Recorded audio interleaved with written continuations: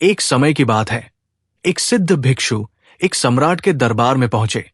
भिक्षु के चेहरे पर अद्भुत तेज था और उनकी आंखों में गंभीर शांति झलक रही थी। सम्राट ने उनका स्वागत किया और बैठने के लिए आसन दिया। भिक्षु ने कहा, हे राजन, मैंने आपके पराक्रम के चर्चे सुने हैं, परंतु आपके अहंकार और लालच के भी किस्से सुनने को मिले हैं। मैं आज आपके पास एक विशेष निवेदन लेकर आया हूं। सम्राट ने गर्व से कहा, कहो भिक्षु, क्या चाहिए तुम्हें? भिक्षु ने अपने झोले से एक छोटा पात्र निकाला और बोला, महाराज, ये पात्र भरने के लिए मैंने अब तक कई राजाओं के दरवाजे खटखटाए हैं, पर कोई इसे भर नहीं सका। आप प्रयास करें, किंतु सोच समझ कर उत्तर देना। यदि इसे न भर सके तो मैं आगे चला जाऊंगा। सम्राट ने पात्र को देखा। यह साधारण सा मिट्टी का पात्र था। वो मुस्कुराते हुए बोला, ये तो बहुत सरल है। मेरे खजाने में अथाह संपदा है। इस पात्र को स्वर्ण मुद्राओं से भर दिया जाएगा। सम्राट ने अपने सैनिकों को आदेश दिया, इस पात्र को स्वर्ण मुद्राओं से भर दो। सैनिकों ने मुहरों की थालियां लाकर पात्र में डालना शुरू किया। स्वर्ण मुद्राएं पात्र में गिरती, परंतु आश्चर्यजनक रूप से पात्र खाली ही रहता। सम्राट ने व्याकुल होकर अपने कोषाध्यक्ष को बुलाया, रतनचंद, पूरे राजकोष की संपत्ति लाकर इस पात्र को भर दो। सैनिकों ने महल के खजाने का हर एक स्वर्ण सिक्का उस पात्र में डाल दिया, परंतु वो अब भी खाली ही रहा। अब सम्राट के माथे पर चिंता की रेखाएं खींचने लगी। उसका विशाल खजाना खाली हो चुका था, पर वो पात्र अब भी अधूरा था। सम्राट ने थके स्वर में भिक्षु से कहा, हे महात्मा, ये कौन सा रहस्यमयी पात्र है? क्या इसमें कोई मायाजाल है? कृपया मुझे इसका रहस्य बताइए। भिक्षु मंद मंद मुस्कुराए। उन्होंने पात्र को सम्राट के हाथ में देते हुए कहा, राजन, ये कोई साधारण पात्र नहीं है। ये एक मनुष्य की खोपड़ी है। उस व्यक्ति की खोपड़ी जिसने जीवन भर संग्रह किया, परंतु उसकी इच्छाएं कभी समाप्त न हुई। सम्राट आश्चर्य से देखने लगे। भिक्षु बोले, इस पात्र का रहस्य यही है कि ये तब तक खाली रहेगा जब तक इसमें स्वर्ण या भौतिक वस्तुएं डाली जाएंगी, क्योंकि मनुष्य का लोभ कभी समाप्त नहीं होता। जितना अधिक उसे मिलता है, उतनी ही उसकी तृष्णा और बढ़ती जाती है। सम्राट ने अपने सिर पर हाथ रख लिया। भिक्षु ने आगे कहा, राजन, ये पात्र तुम पर राज नहीं करता, बल्कि ये तुम्हारे मन का प्रतीक है। यदि तुम इसे भरना ही चाहते हो, तो इसमें संतोष, सेवा और प्रेम की भावना भरो। यही इसकी सच्ची तृप्ति है। सम्राट की आंखों में पश्चाताप के आंसू आ गए। उन्होंने भिक्षु के चरणों में सिर झुकाया और कहा, हे महात्मन, आपने आज मुझे वो ज्ञान दिया है जो जीवन भर मेरे पास रहते हुए भी मेरे मन से परे था। अब मैं समझ गया कि सच्ची संपत्ति धन संपदा नहीं, बल्कि संतोष का भाव है। खंडोबा का वो मंदिर जिसके आसपास की हवाओं में सदा एक अद्भुत शांति बसी रहती थी, उसी मंदिर के प्रांगण में वर्षों से उपासनी महाराज अपने गुरु बाबा के आदेश पर निवास कर रहे थे, परंतु उनका मन अब उलझन में था। क्या मैं यहां व्यर्थ ही समय बिता रहा हूं? उपासनी के भीतर ये प्रश्न बार बार उठता। बाबा ने न उन्हें पूजा पाठ सिखाया, न मंत्र जाप का निर्देश दिया, न कोई साधना बताई। बस कहा था, खंडोबा के मंदिर में रहो और प्रतीक्षा करो। दिन बीतते गए, परंतु उपासनी की प्रतीक्षा का अंत न हुआ।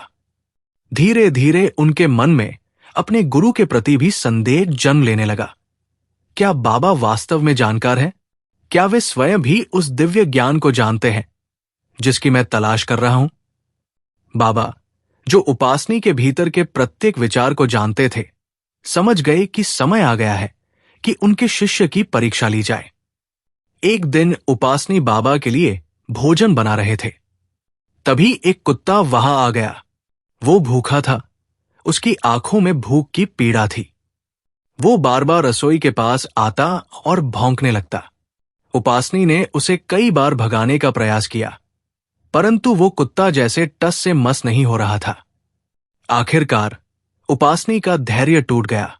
क्रोध में उन्होंने पास पड़ा एक पत्थर उठाया और उस कुत्ते को पूरी ताकत से दे मारा। कुत्ता करहाते हुए वहां से भाग गया। उपासनी ने चैन की सांस ली और भोजन लेकर बाबा के पास पहुंचे। बाबा मुस्कुराते हुए बोले, आओ उपासनी, आज तो तुमने मुझे बहुत स्वादिष्ट भोजन करा दिया। मेरा पेट भर गया है। उपासनी चौंक गए। बाबा, अभी तो मैं भोजन लेकर आया हूं, फिर आपने कैसे भोजन कर लिया? बाबा के चेहरे पर वही शांत मुस्कान थी। उन्होंने गंभीर स्वर में कहा, आज जो तुमने जोर का पत्थर मारा है, अभी तक मेरे पैर में दर्द हो रहा है।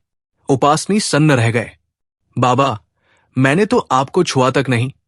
मैंने आपको कब मारा? बाबा ने गंभीर स्वर में कहा, वो कुत्ता कौन था? उपासनी, वो भी तो उसी परमात्मा का ही स्वरूप था। जब तक तुम्हारी दृष्टि में परमात्मा केवल मंदिर के पत्थर में है, जब तक वो केवल मूर्ति में ही सीमित है, तब तक तुम्हारा ज्ञान अधूरा है। भगवान केवल मूर्तियों में नहीं, वे इस संपूर्ण सृष्टि में व्याप्त है। हर जीव, हर प्राणी, हर सांस में वही परमात्मा है। जिस कुत्ते पर तुमने पत्थर मारा, वो मैं ही था, और मैं ही वो भीख मांगने वाला हूं जिसे तुमने कल दरवाजे से भगा दिया था, और मैं ही वो बालक हूं जिसे तुमने कुछ दिन पहले झिड़क दिया था। जब तक तुम्हारी दृष्टि में हर प्राणी में उसी परमात्मा का दर्शन नहीं होता, तब तक तुम्हारा ज्ञान अधूरा रहेगा। उपासनी का हृदय कांप उठा। उनकी आंखों से अश्रुधारा बहने लगी। वे गुरु के चरणों में गिर पड़े। उस दिन उपासनी के भीतर एक नया प्रकाश फूट पड़ा। उनके मन का संदेह समाप्त हो चुका था। अब उन्हें अनुभव हो चुका था कि परमात्मा केवल मंदिर में नहीं, बल्कि हर श्वास में, हर जीव में, हर धड़कन में विद्यमान है।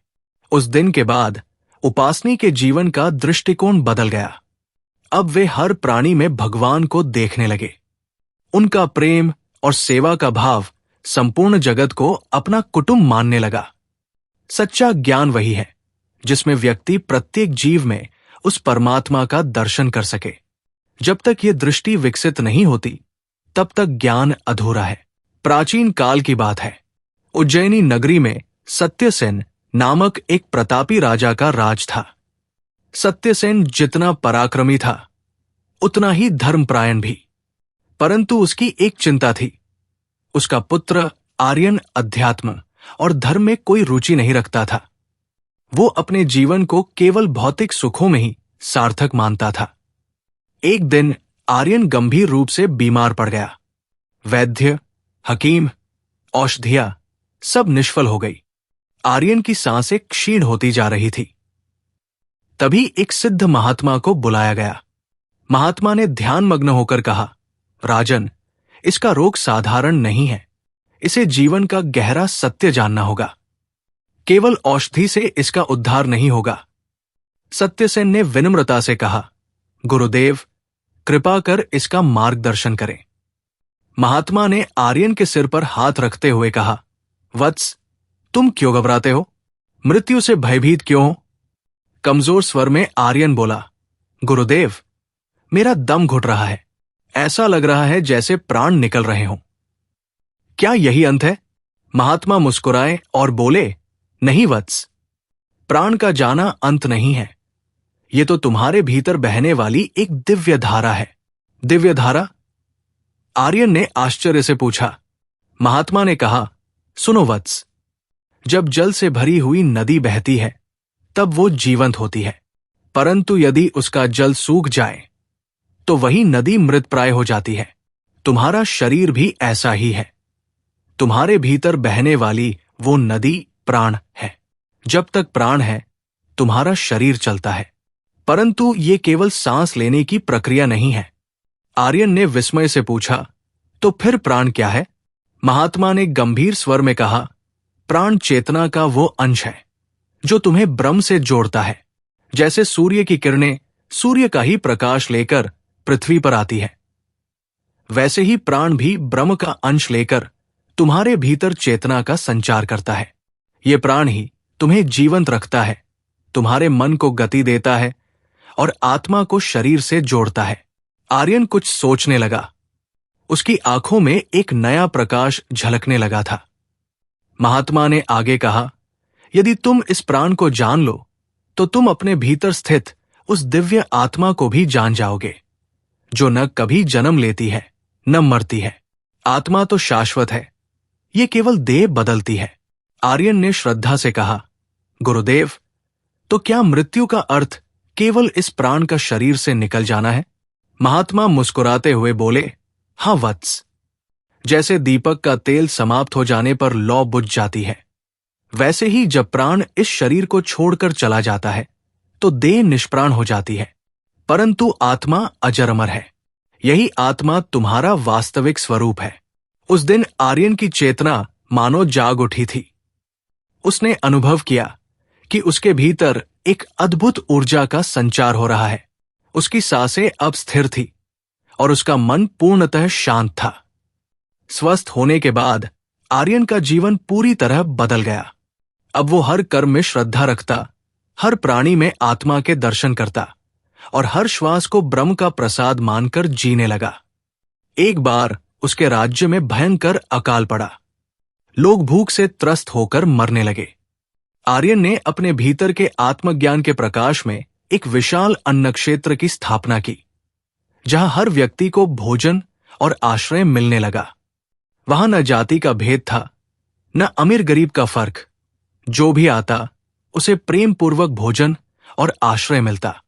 स्वयं आर्यन दिन रात अन्न क्षेत्र में श्रम करता, वृद्धों के कांपते हाथों में पानी का पात्र थमाता और उनकी पीड़ा हरने का प्रयत्न करता। एक वृद्धा ने आर्यन के सामने सिर झुकाकर कहा, राजकुमार, आपने हमें जीवन दान दिया। आपका ये करुणा भरा हृदय हमें भगवान का दर्शन कराता है। आर्यन ने विनम्रता से मुस्कुराते हुए कहा, मां, ये जीवन, ये हाथ, ये सांसें, ये सब उसी परमात्मा का दिया हुआ है। मैं तो केवल एक माध्यम हूं। कोरोना महामारी के दौरान भी कुछ ऐसा ही हुआ था। जब पूरी दुनिया भय और पीड़ा के अंधकार में डूबी हुई थी, तब कुछ लोग ऐसे थे जिन्होंने अपने भीतर के प्रेम और करुणा के दीपक को जलाए रखा। अस्पतालों में डॉक्टर और नर्सें दिन रात अपनी जान की परवाह किए बिना मरीजों की सेवा में लगी रहीं। वे जानते थे कि हर सांस कीमती है, हर धड़कन अमूल्य है।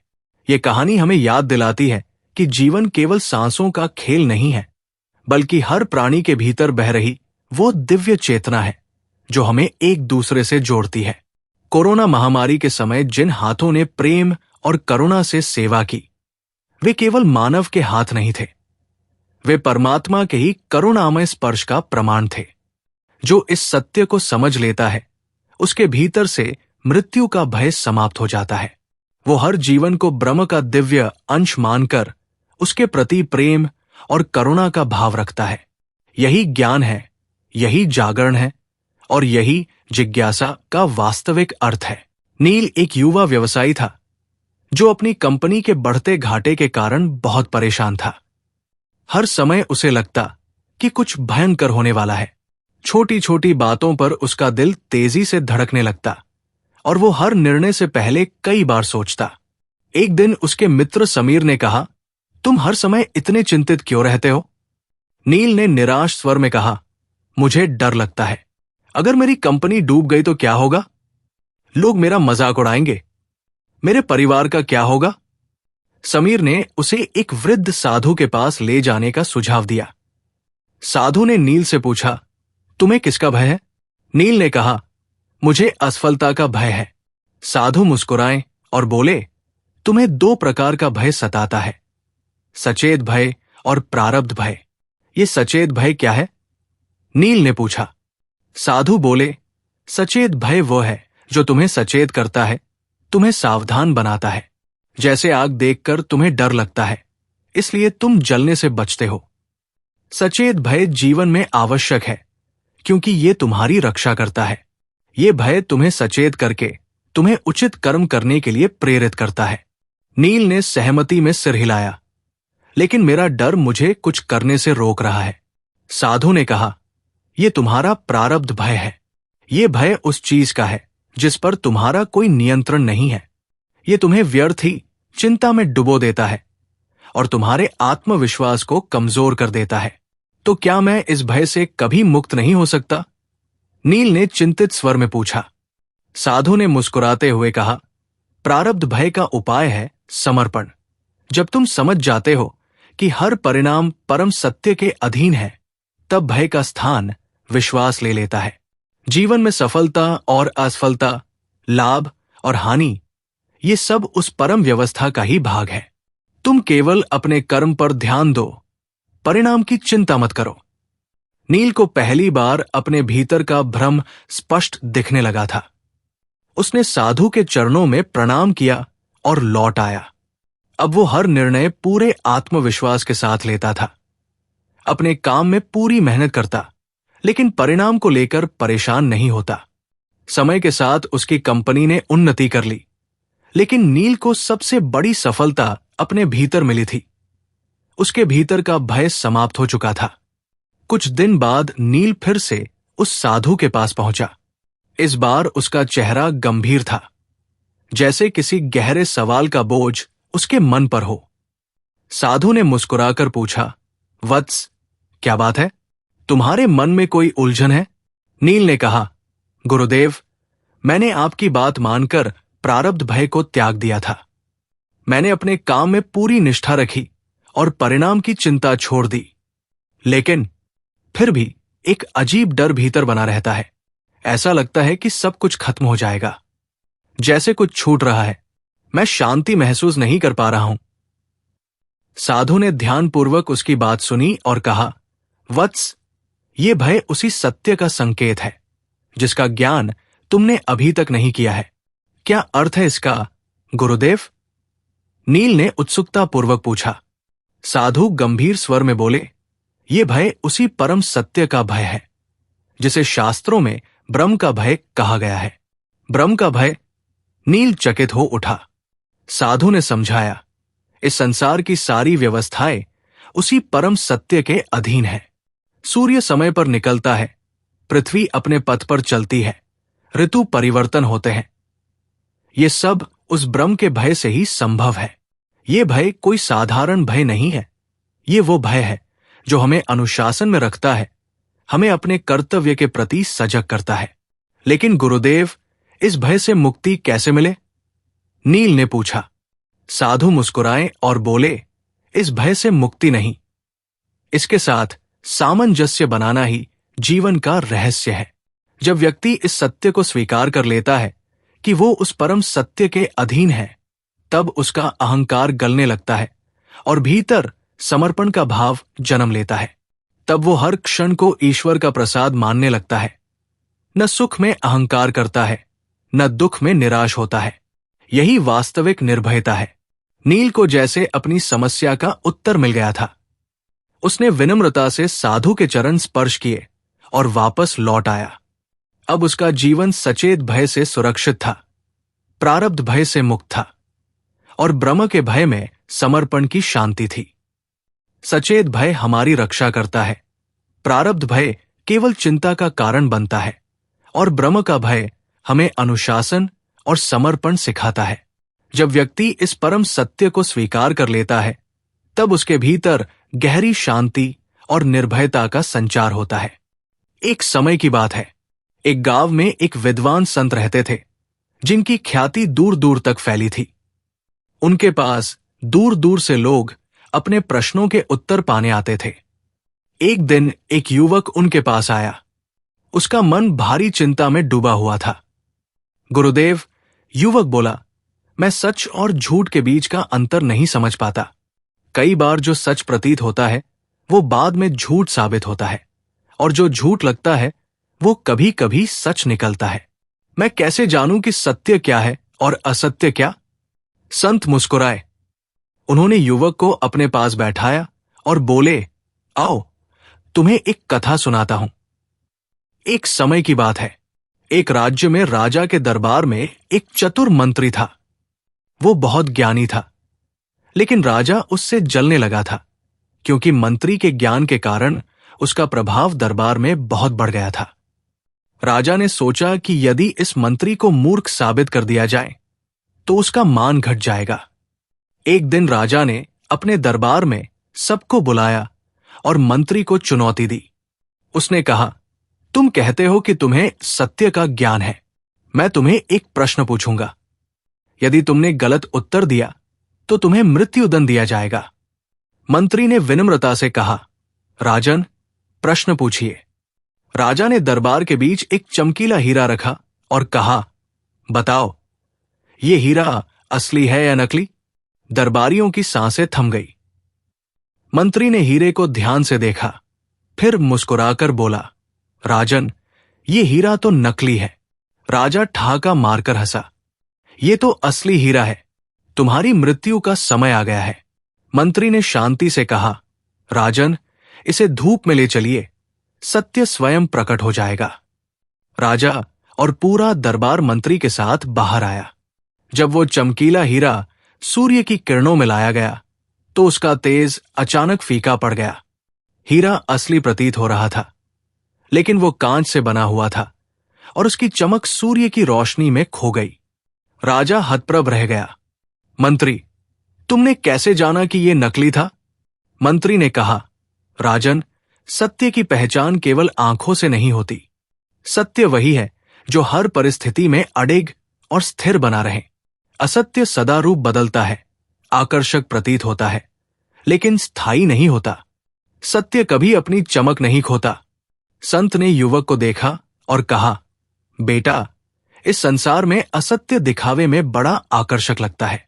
वो तुम्हें भ्रमित कर सकता है, लेकिन जैसे ही तुम ज्ञान के सूर्य के नीचे उसे परखोगे, उसका झूठ उजागर हो जाएगा। सत्य को पहचानने के लिए विवेक, धैर्य और आत्मज्ञान की आवश्यकता होती है। युवक की आंखों में चमक आ गई। उसने संत को प्रणाम किया और कहा, गुरुदेव, अब मैं समझ गया कि सत्य को जानने के लिए मुझे ज्ञान के प्रकाश में अपनी बुद्धि को परिष्कृत करना होगा। संत मुस्कुराए और बोले, यही सच्चा आत्मज्ञान है। सत्य वही है जो समय के साथ भी अपरिवर्तित रहता है। उसे कोई भ्रम ढक नहीं सकता। एक समय की बात है, हिमालय की गहरी घाटियों में एक वृद्ध संत अपनी कुटिया में ध्यान साधना कर रहे थे। उनकी ख्याति दूर दूर तक फैली थी और अनेक जिज्ञासु उनकी शरण में आते थे। एक दिन एक युवक संत के पास आया। उसका मन उलझनों से भरा हुआ था और उसकी आंखों में अस्थिरता का भय दिखाई दे रहा था। युवक ने संत से कहा, गुरुदेव, मैं जीवन में शांति और आनंद पाना चाहता हूं, लेकिन न जाने क्यों हर बार मुझे निराशा ही मिलती है। मैंने धन कमाया, कीर्ति अर्जित की, मित्र बनाए, लेकिन फिर भी मेरे भीतर का खालीपन भर नहीं पाया। ऐसा क्यों होता है? संत ने मुस्कुराते हुए कहा, आओ, मैं तुम्हें एक कथा सुनाता हूं। वृद्ध संत ने अपनी आंखें मूंदी और बोलना आरंभ किया। बहुत समय पहले की बात है। एक नगर में एक राजा राज्य करता था। उसके पास अपार संपत्ति थी, ऐश्वर्य था और वो अपनी शक्ति पर बहुत गर्व करता था, लेकिन भीतर से वो सदा व्याकुल रहता। उसकी रातें चिंता में कटती और दिन मोह और भय में बीतते। एक दिन एक साधु उस राज्य में पहुंचे। राजा ने साधु को अपने महल में बुलाया और कहा, हे महात्मा, मेरे पास सब कुछ है, फिर भी मैं दुखी क्यों हूं? साधु मुस्कुराए और बोले, राजन, तुम्हारा ये दुख अज्ञानता का परिणाम है। राजा को यह सुनकर क्रोध आ गया। उसने कहा, मैं ज्ञानी हूं, मैंने वैद शास्त्र पढ़े हैं, मेरे पास ब्राह्मणों और पंडितों की सभा है, मैं अज्ञानी कैसे हो सकता हूं? साधु ने शांत स्वर में कहा, यदि तुम सच में ज्ञानी होते तो मोह और भय तुम्हें सताते नहीं। राजा को साधु का उत्तर समझ नहीं आया। साधु ने उसे एक पात्र दिया और कहा, इस पात्र में अमृत भरा है, इसे लेकर जंगल में जाओ और वहां एक गुफा में बैठकर ध्यान करो। लेकिन ध्यान रखना, इस पात्र को गिरने मत देना। यदि पात्र गिर गया तो अमृत नष्ट हो जाएगा और तुम्हारी सारी संपत्ति समाप्त हो जाएगी। राजा उस पात्र को लेकर जंगल चला गया। वो गुफा में बैठा, लेकिन उसकी सारी चेतना उस पात्र पर केंद्रित थी। उसका ध्यान हर क्षण पात्र के गिरने के भय में लगा रहा। उसकी दृष्टि पात्र पर गड़ी रही और मन में यही चिंता बनी रही कि कहीं पात्र हिल न जाए। कुछ समय बाद साधु वहां पहुंचे और पूछा, राजन, ध्यान कैसा चल रहा है? राजा थका हुआ स्वर में बोला, कैसा ध्यान? मैं तो हर समय इस पात्र को संभालने में लगा रहा ताकि ये न गिरे। साधु मुस्कुराए और बोले, यही तुम्हारी स्थिति है राजन। तुम्हारा जीवन भी इसी पात्र के समान है। तुम सांसारिक वस्तुओं, धन, प्रतिष्ठा और शरीर को बचाने में लगे रहते हो और यही मोह तुम्हारे भय का कारण बन जाता है। लेकिन इस पात्र में अमृत है, राजा ने कहा। साधु ने गंभीर स्वर में उत्तर दिया, राजन, ये अमृत केवल एक भ्रम था। पात्र में साधारण जल था। असली अमृत तुम्हारे भीतर है, आत्मज्ञान का अमृत। जब तक तुम बाहरी चीजों को पकड़े रहोगे, तुम्हें भीतर का अमृत नहीं मिल सकता। राजा को सत्य का बोध हुआ।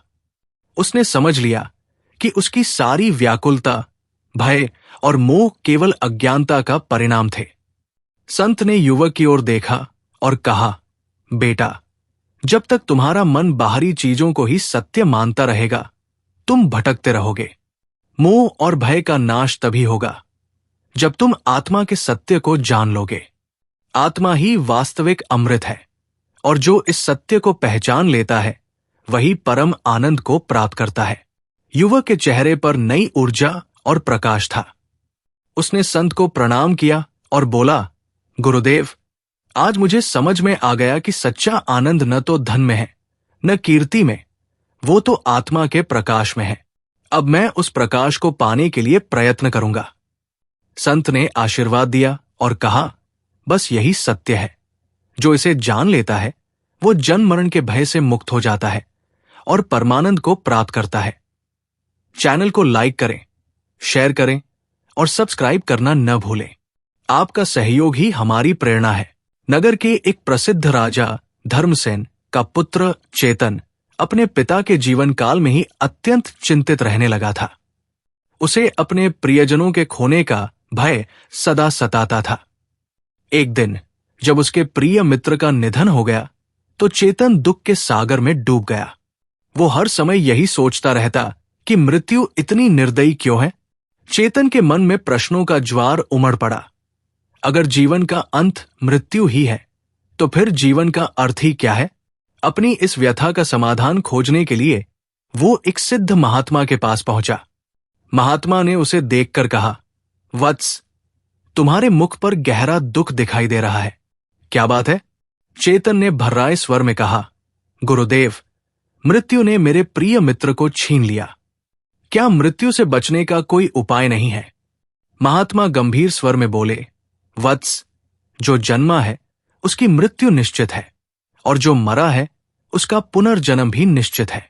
ये प्रकृति का अटल नियम है। ये शरीर नश्वर है परंतु आत्मा अविनाशी है।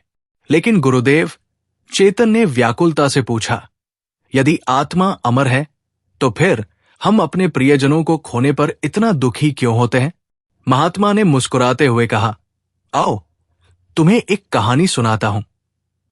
महात्मा ने कहा, एक नगर में एक श्रेष्ठी का बेटा अपनी सुंदर माटी की गुड़िया से अत्यंत प्रेम करता था। एक दिन वो गुड़िया टूट गई और वो बालक फूट फूट कर रोने लगा। उसके पिता ने उसे समझाया, पुत्र, ये गुड़िया तो माटी की थी, ये तो एक दिन टूटनी ही थी। परंतु वो बालक चुप नहीं हुआ। कुछ समय बाद उस बालक का प्रिय मित्र लंबी बीमारी के कारण चल बसा। इस बार जब सब रो रहे थे तो वही बालक चुपचाप शांत बैठा रहा। उसके पिता ने पूछा, बेटा, तुम्हारा मित्र चला गया और तुम रो भी नहीं रहे? बालक ने उत्तर दिया, पिताजी, जब माटी की गुड़िया टूट गई थी तब आपने ही कहा था कि जो चीज माटी की बनी है वो एक दिन टूट ही जाती है। मुझे अब समझ आ गया है कि ये शरीर भी उसी मिट्टी का पुतला है, ये भी एक दिन नष्ट होगा। लेकिन आत्मा तो अमर है, इसलिए रोने का कोई कारण नहीं है। महात्मा बोले, हे वत्स, जो इस सत्य को समझ लेता है वो मृत्यु के भय से मुक्त हो जाता है। वो जान लेता है कि मृत्यु केवल पुराने वस्त्र को त्यागने के समान है। जैसे सूर्य डूबता है और फिर अगली सुबह उदय होता है, वैसे ही आत्मा इस देह को छोड़कर नए जन्म में प्रवेश करती है। चेतन की आंखों से आंसू बहने लगे। उसकी आत्मा को मानो एक नया प्रकाश मिल गया था। महात्मा ने चेतन को समझाते हुए आगे कहा, वत्स, आत्मा अमर है, परंतु तुम्हारे कर्म ही तय करते हैं कि अगला जन्म कैसा होगा। कैसे गुरुदेव? चेतन ने उत्सुकता से पूछा। महात्मा बोले, एक किसान को देखो, वो जैसा बीज बोता है वैसा ही फल प्राप्त करता है। जो व्यक्ति धर्म के मार्ग पर चलता है वो पुण्य लोकों को प्राप्त करता है। जो अधर्म के मार्ग पर चलता है वो नरक के दुखों को भोगता है। ये नियम अमिट है। तो क्या हम अपने भाग्य को बदल सकते हैं? चेतन ने जिज्ञासावश पूछा। महात्मा ने गंभीर स्वर में कहा, निस्संदेह, यदि तुम अपने कर्मों को शुद्ध कर लो तो तुम्हारा भविष्य शुभ हो सकता है। सत्कर्म करने वाले को पुण्यलोक की प्राप्ति होती है, और जो निष्काम भाव से अपने कर्तव्य को भगवान को अर्पित कर देता है वही मोक्ष के परम आनंद को प्राप्त करता है। चेतन ने श्रद्धापूर्वक महात्मा के चरणों में सिर झुकाया। उसके मन का भ्रम समाप्त हो चुका था। उसने निश्चय किया कि अब वो जीवन को धर्म के मार्ग पर चलते हुए संभाव से जिएगा। न सुख में अहंकार करेगा, न दुख में शोक करेगा। उसके भीतर अब एक असीम शांति का संचार हो चुका था, मानो उसके जीवन में नया सूर्योदय हुआ हो। मृत्यु एक अपरिहार्य सत्य है, परंतु आत्मा अमर है। जो व्यक्ति इस सत्य को समझकर अपने कर्मों को धर्मपूर्वक करता है वही वास्तविक आनंद और शांति को प्राप्त करता है। किसी समय की बात है, एक नगर में विराज नाम का एक युवक रहता था। वो अत्यंत बुद्धिमान और कर्मठ था। उसकी महत्वाकांक्षा थी कि वो बहुत धनवान बने, समाज में उसकी प्रतिष्ठा हो और हर व्यक्ति उसका सम्मान करे। विराज का मन हमेशा व्यापार, लाभ और प्रसिद्धि में उलझा रहता। उसके पास खूब पैसा था, पर मन अशांत और बेचैन था। एक दिन उसके नगर में एक प्रसिद्ध संत स्वामी शरणानंद पधारे। उनकी ख्याति दूर दूर तक फैली थी कि उनके दर्शन मात्र से व्यक्ति के भीतर का अंधकार मिट जाता है। विराज ने निश्चय किया कि वह भी उनके पास जाकर ज्ञान प्राप्त करेगा। विराज संत के पास पहुंचा और बोला, गुरुदेव, मैंने सुना है कि आप जीवन के गूढ़ रहस्यों को जानते हैं।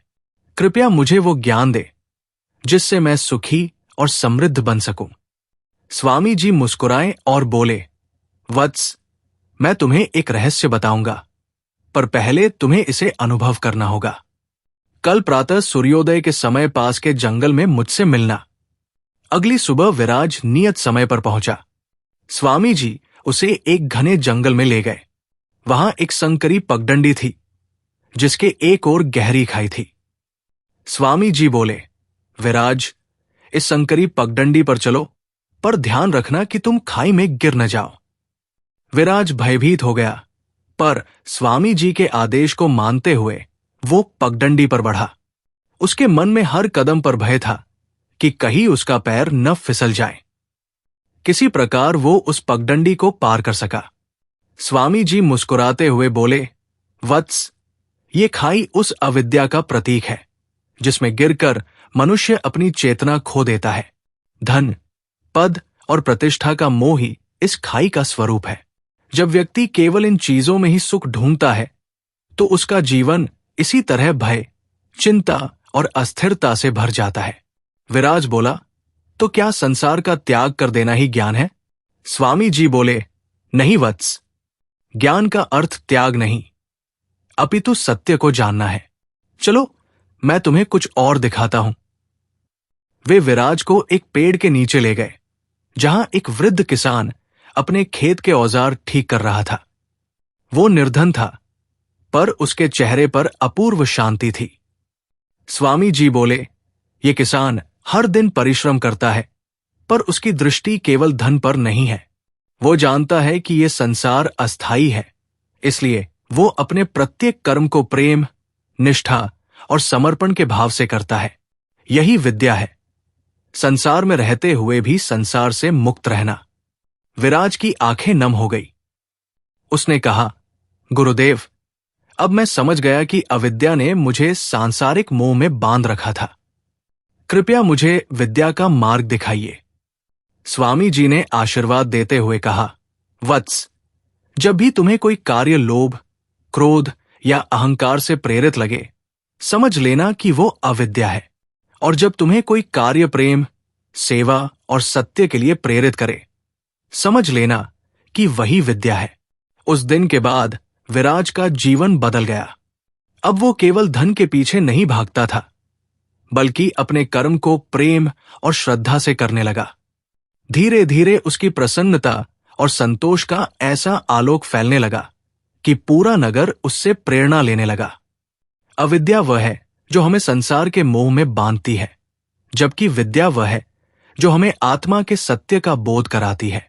जब मनुष्य विद्या का अनुसरण करता है, तभी वह सच्ची शांति और आनंद को प्राप्त कर सकता है। शिव, एक समय की बात है, इंद्रलोक में सभी देवता प्रसन्न चित्त बैठे थे। उनके मुख पर शांति का दिव्य तेज था। वहां न कोई चिंता थी, न कोई क्लेश। उनके हृदय में न कोई लालसा थी, न कोई मोह। उसी समय एक तेजस्वी साधु वहां पहुंचे। उनका तेज देखकर देवता उनके सम्मान में खड़े हो गए।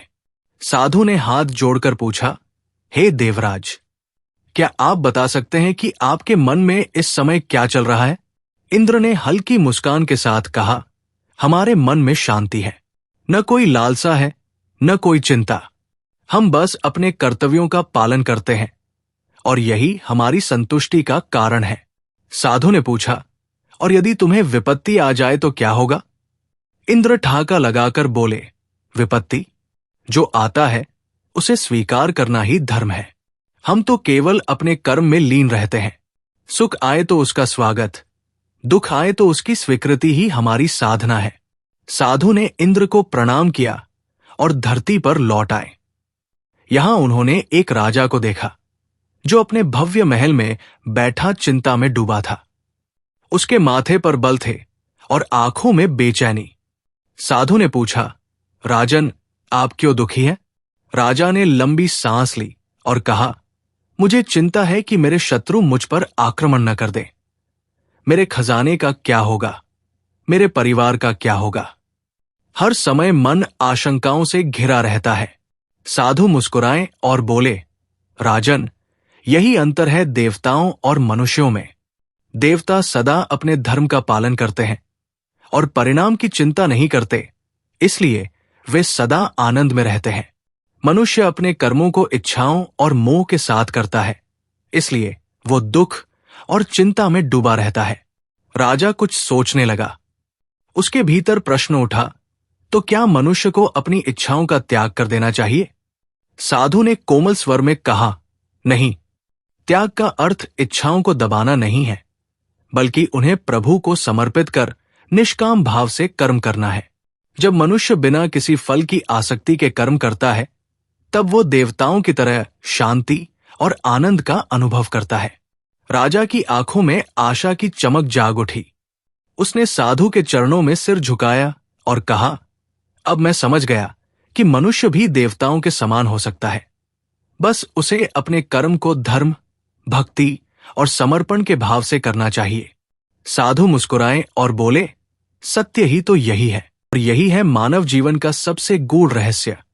जब हम अपने कर्मों को निस्वार्थ भाव से धर्म और भक्ति के साथ करते हैं, तभी हम वास्तविक शांति और आनंद को प्राप्त कर सकते हैं।